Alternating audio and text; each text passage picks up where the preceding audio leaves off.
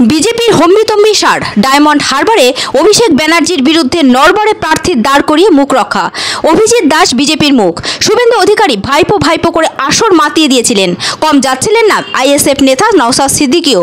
তিনি আগ বাড়িয়ে জানিয়েছিলেন ডায়মন্ড হারবারে দাঁড়িয়ে তুড়ি মেরে হারিয়ে দেবেন ডায়মন্ড হারবারের তৃণমূল প্রার্থী অভিষেক ব্যানার্জিকে। শুভেন্দু অধিকারীও একাধিকবার ডায়মন্ড হারবার থেকে প্রতিদ্বন্দ্বিতা করার হুঙ্কার ছেড়েছিলেন, কিন্তু বাস্তবে এগুলোর একটাও হলো না। বিরোধী দলের নেতারা প্রথমে হম্বিতম্বি করলেও শেষমেশ বাঘ থেকে বেড়ালে পরিণত হলেন। বিজেপি পশ্চিমবঙ্গে 41টি আসনে প্রার্থী দিলেও শুধুমাত্র ডায়মন্ড হারবারে প্রার্থী দিতে পারছিল না। অন্যদিকে নড়বড়ে প্রার্থী দাঁড় করিয়ে আগেই ডায়মন্ড হারবারের লড়াই থেকে সরে আসলেন নওশাদ সিদ্দিকীরা। অবশেষে বিজেপির কেন্দ্রীয় নির্বাচনী কমিটি ডায়মন্ড হারবারে প্রার্থীর নাম ঘোষণা করলেন। অভিষেকের বিরুদ্ধে বিজেপির প্রার্থী হচ্ছেন অভিজিৎ দাস ওরফে ববি। জানা যাচ্ছে অভিজিৎ বাবু দীর্ঘদিনের বিজেপি কর্মী।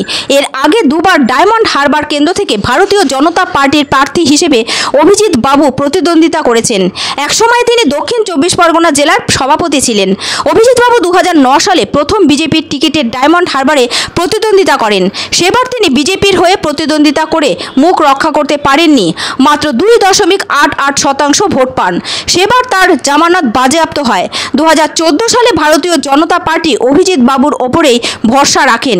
সেবার অভিষেক ব্যানার্জি প্রথমবারের জন্য ডায়মন্ড হারবারে তৃণমূলের টিকিটে প্রতিদ্বন্দ্বিতা করেন। অভিষেক ব্যানার্জি প্রথমবার ভোট ময়দানে নেমেই বাজিমাত করেন।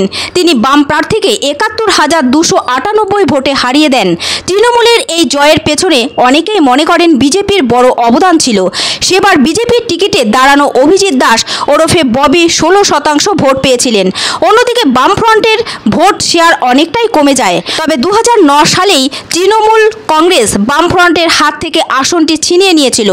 বামফ্রন্টের দাপুটে নেতা তথা 8 বারের সাংসদ শ্রমিক লাহিড়ীকে 1.5 লক্ষ ভোটে হারিয়ে চমক দিয়েছিলেন সোমেন মিত্র।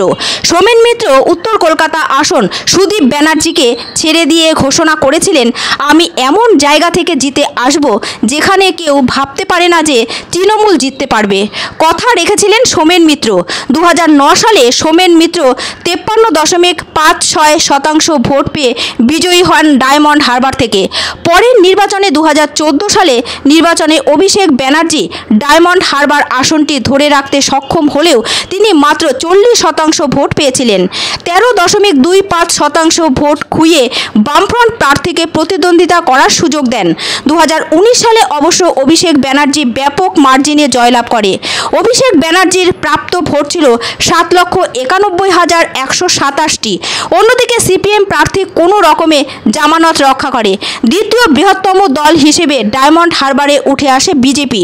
বিজেপির প্রার্থী নীলাঞ্জন রায় 4,70,000 ভোট পান। অবশ্য এবছর বিজেপির নেতৃত্ব অভিজিৎ দাসের ওপর ভরসা রাখলেন। এখন দেখার অভিজিৎ দাস অভিষেক ব্যানার্জিকে কতটা বেগ দিতে পারে।